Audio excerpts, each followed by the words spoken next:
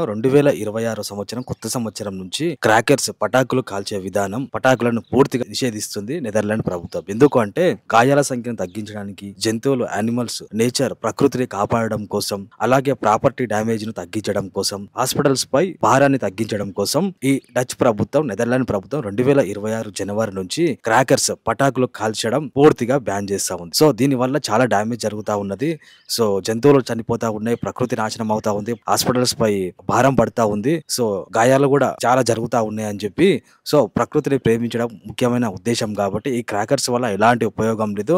So వ్యక్తిగత స్వేచ్ఛ కోసం, ఆనందం కోసం ఇట్లాంటి డ్యామేజ్ చేయడం, ప్రకృతిని డ్యామేజ్ చేయడం, జంతువులకి నాశనం కలిగించడం, దెబ్బలు తగిలించుకోవడం, ప్రాపర్టీ డ్యామేజ్ చేయడం చాలా ఇబ్బందికరంగా మారింది ప్రభుత్వానికి, చాలా నష్టం చేకూరుస్తుంది అని చెప్పి ఈ క్రాకర్స్ ని డచ్ ప్రభుత్వం 2026 కొత్త సంవత్సరం నుంచి బ్యాన్ చేయబోతా ఉన్నది. నెదర్లాండ్ ప్రభుత్వం చేసిన ఈ మంచి పనికి మిగతా కంట్రీస్ కూడా అమలు చేయాలని మీరు అనుకుంటే కింద కామెంట్ చేయండి. ఇది కరెక్టా కాదా?